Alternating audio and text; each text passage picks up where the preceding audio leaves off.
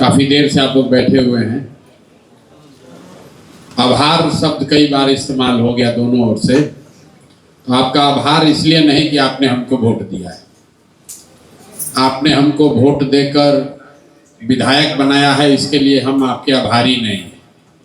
लेकिन इस बात के लिए जरूर आभारी हैं कि आपने बिहार में एक नई राजनीति की शुरुआत की है, बिहार में एक उम्मीद की किरण को फिर से जलाया है। विधायक बनने के लिए इसलिए नहीं आभार व्यक्त कर रहे हैं क्योंकि हमारे जीवन का लक्ष्य विधायक बनना नहीं है। हम विधायक और सांसद बन के अपना जीवन सुधारने बिहार में नहीं आए हैं, उसके दूसरे और कई रास्ते हैं। अब बिहार में जिस प्रयास में हम लोग लगे हुए हैं उस प्रयास को आपने बल दिया है, उसमें आपने हौसला अफजाई की है अपने वोट से, और बिहार में एक नई उम्मीद की किरण जगी है। उसके लिए निश्चित तौर पर आपका आभार व्यक्त करना ही है, इसलिए आज आए हैं और दिल से आपका आभार व्यक्त कर रहे हैं। समस्याएं आपने लिखवाई, आप देख रहे हैं यहाँ ज्यादातर लोग तो पढ़े लिखे सक्षम लोग हैं, फिर भी आप जो समस्या बता रहे हैं करीब करीब वही समस्या लोग स्लम में भी बता रहे हैं जो यहाँ पर पढ़ा लिखा सभ्य समाज बता रहा है। आप भी नाली गली से परेशान हैं, आप भी ट्रैफिक से परेशान हैं, आप भी सूखा नशे से परेशान हैं, आपके यहाँ भी चोरी भ्रष्टाचार हो रहा है। मोटे तौर पर किसी भी वार्ड में, ये मेरा 4 वार्ड अब खाली बाकी है, मैंने ये तय किया था कि अगस्त का जो महीना है काम शुरू करने से पहले एक बार जीतने के बाद जाकर लोगों से घंटा 2 घंटा बैठकर सुनेंगे कि लोग क्या कह रहे हैं। तो आपकी समस्या थोड़ी बहुत ही भिन्न है, मोटे तौर पर वही समस्या लोगों ने लिखवाई है, और ज्यादातर समस्या जो आप बता रहे हैं वो नगर निगम से जुड़ा हुआ है। तो ये भी दिखाता है कि बिहार में या पूरे देश की थोड़ी परेशानी है, बिहार में ज्यादा है। लोगों को ये बहुत समझ नहीं है कि किसकी क्या जिम्मेवारी। हम इसलिए नहीं कह रहे हैं कि आप तुरंत कुछ लोग सोचेगा कि चाहते हैं कि नगर निगम पर जिम्मेवारी टालने के लिए नहीं कह रहे, लेकिन कूड़ा नाली गली ये जो है ये नगर निगम की समस्या, और आप लोग कह भी रहे हैं। और नगर निगम को विधायक नहीं चलाता है, सांसद नहीं चलाता है, नगर निगम को आपका वार्ड पार्षद चलाता है, जो यहाँ के एक कोहिनूर हीरा को चुनकर आप लोगों ने रखा। तो अगली बार जब मौका मिले तो घर का गली का कूड़ा साफ हो, उसके लिए जरूरी है कि उनको भी साफ कीजिए। लेकिन जैसा कि मैंने आपको पहले कहा कि जो व्यवस्था देश में है उसी में काम करना है। तो मैं विधायक के तौर पर, आपके प्रतिनिधि के तौर पर यह नहीं कह सकता हूं कि भैया हमारा काम सिर्फ विधानसभा में जाना है। बहुत सारे लोग उत्साह में बात भी कहते हैं कि विधानसभा में जाकर मेरा आवाज उठाइए। उनको यह भी नहीं पता है कि बिहार में विधानसभा चलता ही 10 दिन है। अब अभी बंद है, नवंबर में चलेगा, 4 दिन खुलेगा, वो भी 1 दिन नहीं चलेगा। लेकिन प्रतिनिधि के तौर पर हमको मैं आपकी भावना समझ रहा हूं आवाज उठाने के लिए। उसके लिए जरूरी नहीं है कि हम उस बिल्डिंग में अंदर जाकर आवाज उठाएं। हम कैसे आपकी मदद कर सकते हैं, जो आपने समस्या बताई है उसका समाधान कैसे करेंगे, जो वादा किया है उस पर दूसरों से अलग कैसे उस पर अमल करेंगे, उस पर आए। उससे पहले मैं आपको ये बताना चाह रहा हूं कि आपने जो वोट दिया उसका असर क्या है। एक सज्जन ने उस बात को धीरे कुछ अन्य शब्दों में उठाया है। हमने कहा था कि अगर आप वोट देंगे, मेरा सबसे पहला मुद्दा था कि अगर आप वोट देंगे तो बिहार में नेतृत्व बदलेगा, कोई अच्छा आदमी सम्राट चौधरी की जगह बनेगा मुख्यमंत्री। अभी नेतृत्व तो नहीं बदला है, लेकिन नेतृत्व के बदलने की सुगबुगाहट आपको सुनाई दे रही है। लेकिन महत्वपूर्ण यह है कि आपके वोट से वही सरकार, वही व्यवस्था, वही नेतृत्व, वही सम्राट चौधरी, लेकिन उसका चरित्र जरूर बदला। झूठा ही सही, दिखावे के लिए ही सही। जिस दिन से बांकीपुर का रिजल्ट आया है, आपने बिहार में इनकाउंटर, हाफ इनकाउंटर, गमछा देखकर गोली मारो, जाति देखकर गोली मारो, ये चर्चा आपने सम्राट चौधरी के मुंह से नहीं सुना होगा। आप लोग तो पढ़े लिखे लोग हैं, आपके अखबार पेपर आता है। तो बांकीपुर का रिजल्ट आया है, हमने काम शुरू नहीं किया है, हम तो अभी 2 दिन पहले शपथ लिए, और जैसा कि मैंने आपको बताया अभी तो वार्ड में घूम ही रहे हैं। लेकिन जिस दिन से परिणाम आया है उस दिन से आज तक समाचार पत्रों में सिर्फ इसकी चर्चा है कि बिहार में भाजपा की एनडीए की सरकार 25 लाख लोगों को रोजगार देगी, यहाँ के सरकारी विद्यालय 11 बजे रात तक चलेंगे। मैं ये नहीं भ्रम में हूं कि ये सब हो जाएगा, लेकिन महत्वपूर्ण बात यह है कि पहली बार बिहार में आपके वोट की वजह से, मेरे प्रयास से नहीं, जो सरकार है उसने अपना चरित्र बदलकर जाति, धर्म, इनकाउंटर, अपराध को छोड़कर पढ़ाई और रोजगार की बात शुरू की है। ये आपके वोट की ताकत है, ये आपके वोट की ताकत है। अभी चरित्र बदला है, नेतृत्व भी बदलेगा और 4 बरस अगर आप और हम ईमानदारी से काम किए तो सरकार भी बदलेगी। लेकिन मेरे भाई, चरित्र बदलना शुरू हुआ निश्चित तौर पर। जिस दिन से परिणाम आया है उसके बाद से किसी भी गरीब के झोपड़े पर बांकीपुर में बुलडोजर जेसीबी नहीं चला है। आपने नोटिस की बात की, किसी ने क्या 24 घंटे का नोटिस दिया है, वो अलग कहानी। लेकिन कम से कम यहाँ सरकार जब जीत कर आई नवंबर में, तो पहला काम किया कि जिन लोगों ने वोट दिया 10,000 रुपया लेकर, उन्हीं के झोपड़े पर बुलडोजर चलाया। कम से कम वो रुका, परमानेंट रुका रहेगा इसका हम गारंटी नहीं कर रहे हैं, लेकिन ये डर है जो मैंने आपको कहा था कि अगर आप ईवीएम पर भाजपा के खिलाफ वोट देंगे तो यहां से लेकर मोदी जी तक वोट यहां दबाइएगा, तार मोदी जी तक झंझनाएगा। और आप देख रहे हैं कि पूरे देश में इसकी चर्चा चल रही है कि बांकीपुर एक ऐसा विधानसभा क्षेत्र है। आप पटना में रहते हैं, लोग पूरा देश जानता था, लोग पटना को जानता था, बांकीपुर को नहीं जानता था। पहली बार लोग बांकीपुर की चर्चा कर रहे हैं, प्रशांत किशोर की नहीं।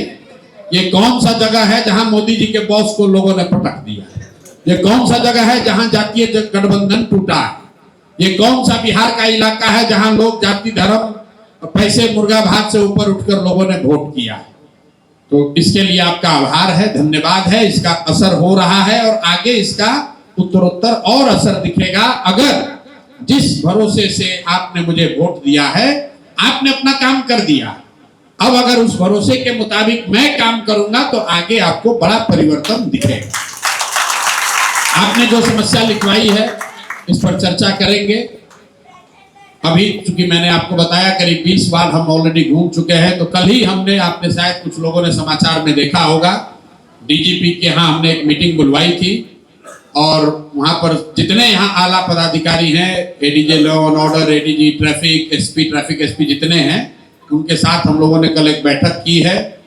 और बैठक का मुख्य बिंदु जो मैंने बताया, आपने सुना होगा, 3 है कि आने वाले 3 साल में पटना में ट्रैफिक की समस्या को एक व्यवस्थित तरीके से टेक्नोलॉजी के प्रयोग से कैसे इसको सुधारा जाए, इस पर एक कार्य योजना बने।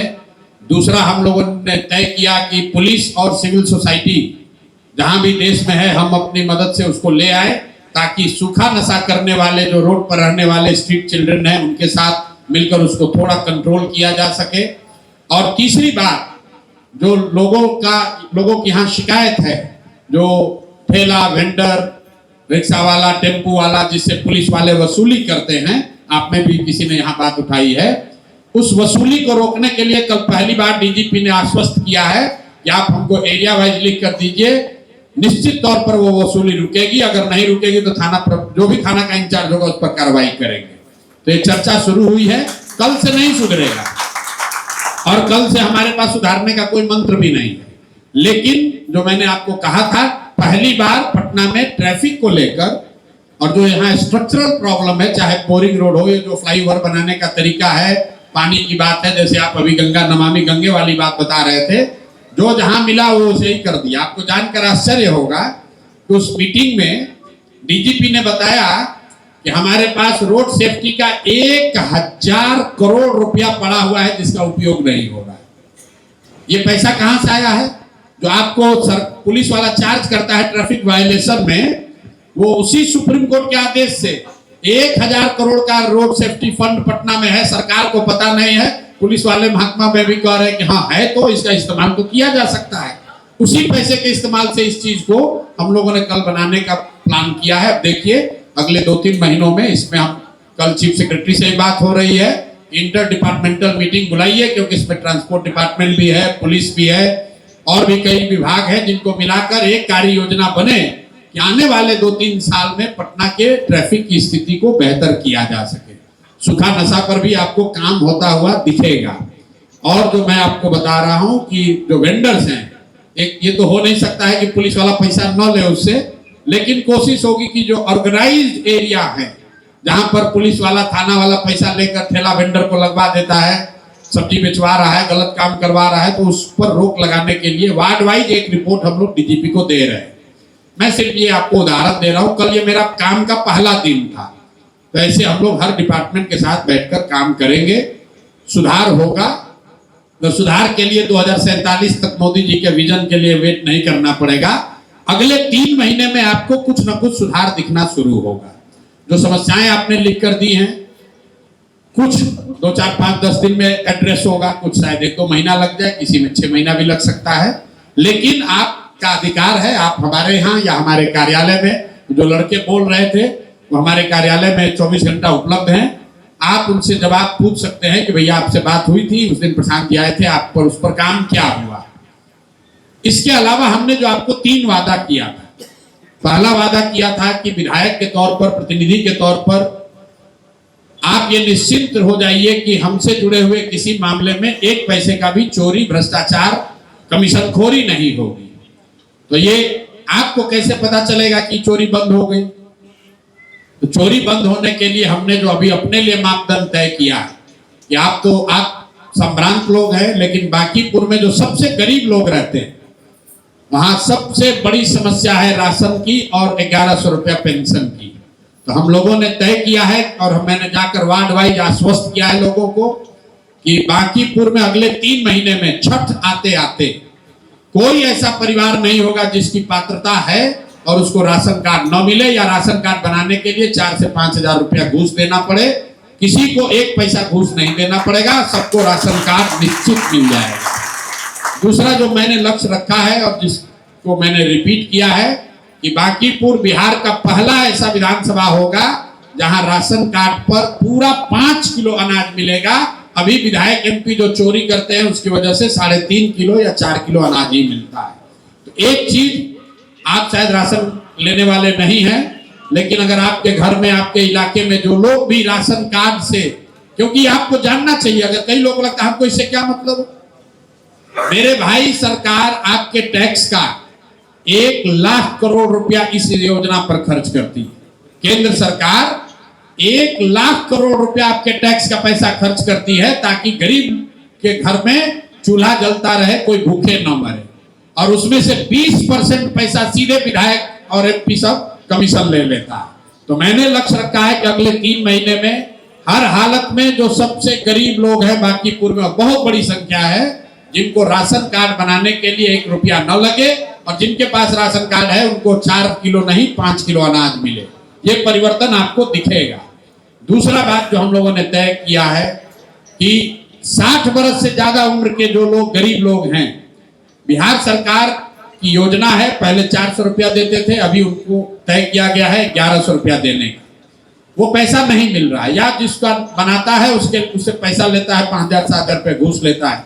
तो दूसरा लक्ष्य जो मैंने अपने लिए तय किया है कि हर गरीब के घर में, जिसके यहाँ भी 60 साल से ज्यादा उम्र के लोग हैं, उनको हर हालत में प्रति माह बिना किसी हैसल के, बिना किसी घूस के 1100 रुपया जो उनका हक है वो पेंशन उनको मिलने लगेगा।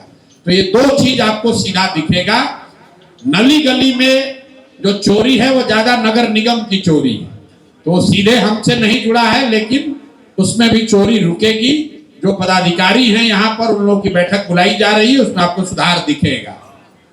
एक जो मेरा बड़ा महत्वाकांक्षी जो मेरा प्रयास है, मैंने ये कहा है कि पढ़ाई जरूर हो जाएगा, रोजगार जरूर हो जाएगा। पढ़ाई को लेकर हमने 3 स्टेप प्रोग्राम जो बनाया है।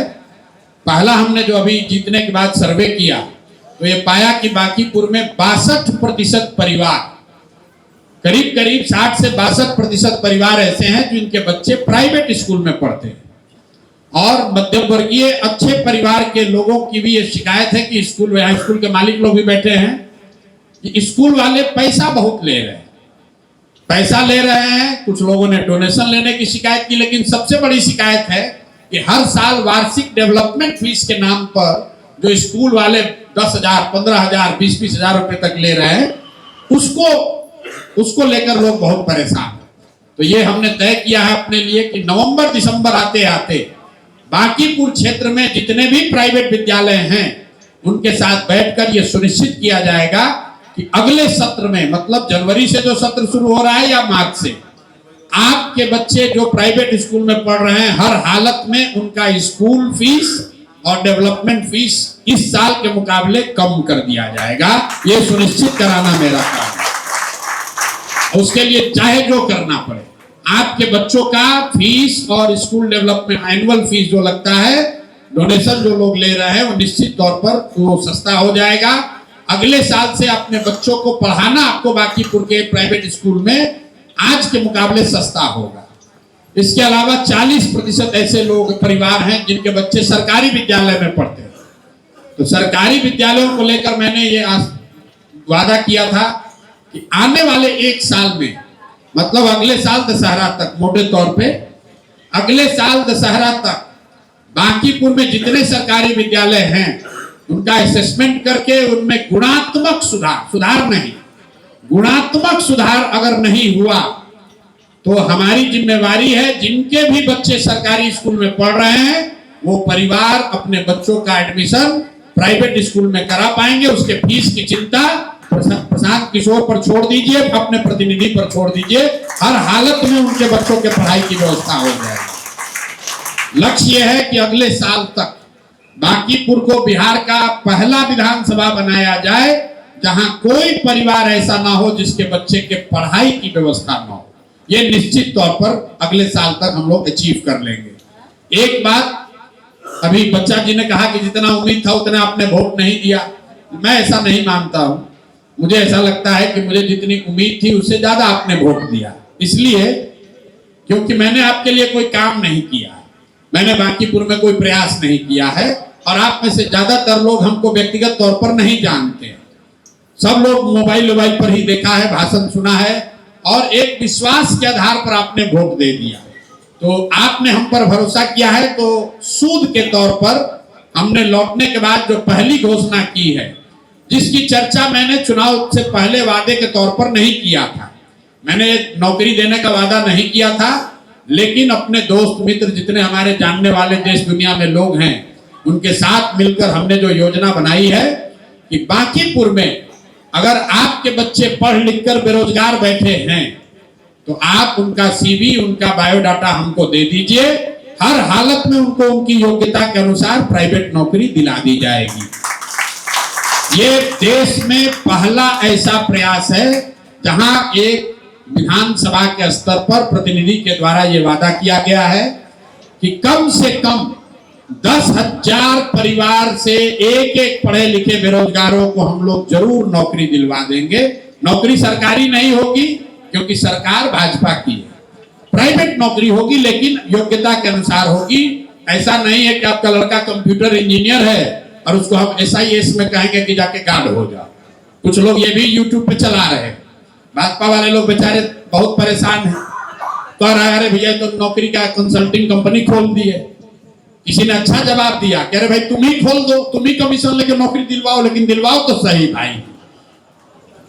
देखिए 10,000 लोगों को नौकरी मिलने से पूरा बिहार नहीं सुधर जाएगा, लेकिन इसका असर देखिए कि भाई साहब दूसरे कभी कोई विधायक है जो कह रहे हम 25,000 देंगे। कल से यहाँ पटना में बिहार सरकार जॉब फेयर ऑर्गेनाइज कर रही है, ज्ञान भवन में लक्ष्य रखा है 25,000 आदमी को नौकरी दिलवाना है। एक बार अगर अगले 2 साल में, 1 साल में मैंने 10,000 लोगों को यहाँ से नौकरी दिलवा दिया, निश्चित जानिए कि 242 विधायक उनको उनके क्षेत्र में जनता दौड़ा कर मारने वाली है। या तो नौकरी दिलवाओ या नहीं तो कुर्सी छोड़ो। टाइम्स ऑफ इंडिया ने देश में लेख लिखा इस पर कि अगर विधायक के स्तर पर एक विधानसभा क्षेत्र से 10,000 लोगों को नौकरी मिल जाए तो पूरे देश में 5 करोड़ लोगों को रोजगार मिल सकता है, 5 करोड़ लोगों को नौकरी मिल सकती है। तो ये बड़ा प्रयास हम लोग बांकीपुर में कर रहे हैं। निश्चित तौर पर इसका असर आपको 1 साल 1.5 साल में बांकीपुर के साथ साथ बिहार में भी दिखेगा। तो जो रूटीन समस्या है उसमें जरूर सुधार होगा, लेकिन ये 2 बहुत महत्वाकांक्षी प्रयास मैं बांकीपुर में करना चाहता हूं कि यहाँ एक तो करप्शन बंद हो, दूसरा सबके बच्चों के लिए पढ़ाई हो और जो पढ़े लिखे लोग हैं उनके लिए रोजगार हो। किसी ने कहा महिला के लिए भी रोजगार होना चाहिए, बिल्कुल होना चाहिए। तो बहुत आगे बढ़कर वादा नहीं करना चाहते हैं। जो काम अभी लिया है, अभी 1 साल इस काम को करेंगे। मेरा टेन्योर 4 साल है, तो उसमें आगे अगर कुछ रास्ता निकलेगा तो बताएंगे। अभी झूठा वादा नहीं करना चाहते, लेकिन इतना काम जरूर कर देंगे। इसके साथ एक और वादा किया है कि जो वादा आपको कर रहे हैं नौकरी को लेकर, पढ़ाई को लेकर, सफाई को लेकर, अगर ये नहीं कर पाए तो आगे आपसे वोट मांगने नहीं आएंगे, फिर कभी चुनाव लड़ने नहीं आएंगे। ये नहीं कहेंगे कि अरे हमारे हाथ में नहीं था, भाजपा का सरकार था, नगर निगम था, क्या करें, नहीं हुआ, इसलिए एक बार और मौका दे दीजिए। या तो अगले 2 साल 3 साल में ये काम करके दिखाएंगे, और नहीं तो आपसे जीवन में कभी वोट मांगने नहीं आएंगे। निर्णय आपको करना है। एक काम जो हमने डंकी के चोट पर कहा है जो नहीं करेंगे, आपने सुना होगा, उसकी चर्चा भी हो रही है। हमने ये कहा है कि आप हमसे ये अपेक्षा मत रखिए कि आपके बच्चे के जन्मदिन में, मुजुट्ठी में, छठी में, तिलक में, शादी में, मरनी में, जियनी में हम आपके घर आएंगे, ये आप हमसे अपेक्षा मत रखिए। ऐसा नहीं है कि हम किसी के घर नहीं जाना चाहते हैं या नहीं जा सकते, जा सकते हैं, लेकिन मैं बिहार में इस चीज को बदलना चाहता हूं। जैसे चुनाव से पहले आपसे आग्रह किया कि आप जाति, धर्म, दल, नेता को छोड़कर अच्छे आदमी को जिताइए, उसी तरीके से आपको ये समझने की जरूरत है कि प्रतिनिधि का काम आपके घर में आकर केक खाना, पूरी बुनिया खाना नहीं है। बिहार में इसी को लोगों ने प्रतिनिधि की योग्यता का पैरामीटर बना दिया। कहता है काम तो नहीं करते हैं, लेकिन सबके घरे घर उपलब्ध रहते हैं, शादी ब्याह न्योता हकारी करते हैं। तो प्रतिनिधि भी जो है वो सुबह से लेकर शाम तक 45 को 40 को न्योता हकारी ही करता है। अब बताइए, आपसे वोट भी लिया, आपके घर आके मिठाई पूरी बुनिया भी खाया, 4 बरस आपको लूटा भी, अब फिर आके वोट भी लिया कि देखो आए थे ना तुम्हारे यहाँ बेटा के शादी में, अब लोग इसी पर वोट भी दे रहा है। तो बांकीपुर में आपने एक अच्छा काम किया है वोट देकर, तो इस चीज पे भी आप सुधार कीजिए ताकि लोग समझे कि प्रतिनिधि का काम आपके बेटे के जन्मदिन में आना नहीं है, आपके बेटे के लिए पढ़ाई हो वो व्यवस्था बनाना है। आपने प्रतिनिधि इसलिए चुना है कि आपके इलाके की स्थिति सुधरे, वहां सफाई हो, वहां पर सड़क हो, नाली गली हो, आपके बच्चों के लिए पढ़ाई हो, उसके लिए रोजगार हो। इसके लिए नहीं चुना है कि हम आपके घर बैठ के रोज पूरी बुनिया खाएं और फोटो खिंचवा कर कहें अच्छा विधायक जी तो हमारे घर आते हैं। इसलिए मैंने कहा है कि आप ये अपेक्षा मत रखिए कि हमको रोज घरे बुलाइएगा और हम आपके घर आएंगे। हम आपके घर आए या ना आए, आपके बच्चों के लिए, बांकीपुर के बच्चों के लिए पढ़ाई और रोजगार निश्चित करा देंगे। और किसी भी अफसर का यहाँ हिम्मत नहीं पड़ेगा कि साल भर के बाद, साल भर का समय दीजिए, लोग अपने आप चोरी करना बंद करेंगे। मैंने कहा है कि अगली बार से सब पूरे बांकीपुर को ये मैंने आग्रह किया है कि जब आप किसी काम की शिकायत करते हैं, जैसे आपने किया, उसके साथ साथ हमको उस अफसर का नाम भी लिख कर दीजिए, नंबर, जिसने काम नहीं किया। उसका बड़ा फायदा है। काम तो हम आपका कराएंगे ही, उस अफसर का भी क्लास लगाएंगे ताकि आगे से अफसर में डर हो कि बांकीपुर की जनता ने अगर फोन किया है, बांकीपुर की जनता का काम है, नहीं करेंगे तो काम तो करना ही पड़ेगा, हमारी नौकरी पर भी आफत आ सकता है। इस चीज को करने से भी सुधार होगा। जो भी आप समस्या बता रहे हैं, कोई ऐसी समस्या नहीं है जिसके लिए सरकार ने व्यवस्था नहीं बनाई है। कार्यपालक अभियंता है, सड़क का, बिजली का, पानी का, सफाई का, सबका अधिकारी है, वो काम नहीं करता। मैंने जैसे आपको बताया रोड सेफ्टी के लिए 1000 करोड़ रुपया जमा किया गया, लेकिन बैठा हुआ है, छोड़ो भाई क्या फर्क पड़ना है, हेलमेट नहीं पहने उससे वसूल लिया, लेकिन वसूलने के बाद जो काम करना था उस पैसे से वो नहीं किया। तो मेरा बांकीपुर की जनता से आपसे आग्रह है कि अगली बार से जब आप शिकायत करें तो ये भी बताएं कि किस पदाधिकारी ने, किस आदमी ने आपकी बात नहीं सुनी, ताकि आपकी समस्या के साथ साथ उस समस्या को बनाने वाले, क्रिएट करने वाले अफसर का भी सफाई किया जाए, तभी यहाँ पर सुधार होगा। अब आपसे अंतिम बात ये कह रहे हैं, आपने अपना काम कर दिया, अब ज्यादा आप उद्वेलित मत होइए, इत्मीनान से जाइए, घर पर बैठिए, काम जो जीवन चल रहा है चलाइए। आपने अपना कठिन काम कर दिया, आपने जातियों में बंटकर वोट नहीं दिया, आप हिंदू मुसलमान नहीं बने, आप पैसे पर वोट नहीं बेचे, आपने अपना काम कर दिया। अब 4 बरस हमको काम करने दीजिए, आपको निश्चित तौर पर सुधार दिखेगा, और सुधार 3 महीने में दिखेगा, 3 महीने से ज्यादा नहीं, 3 महीने से ही आपको सुधार दिखने लगेगा। यहाँ काम करने के तरीके में, जो अधिकारी पदाधिकारी है उसके रिस्पॉन्स के तरीके में, योजना के तरीके में आपको फर्क दिखेगा। विधायक की जो क्षमता है उससे आगे बढ़कर भी जो करना होगा वो किया जाएगा, आप चिंता न करें। आपने मुझे सिर्फ विधायक नहीं बनाया है, एक उम्मीद से एक जगह पर बैठाया है। लोग बता रहे भैया नहीं, हम तो आपको बिहार सुधारते हुए देखना चाहते हैं। जो आदमी जिसको कोई लेना देना नहीं बांकीपुर से, हम मधुबनी से आ रहे हैं, कल लखीसराय में थे, लोग यही कह रहे भैया हम लोग आपको देख रहे हैं।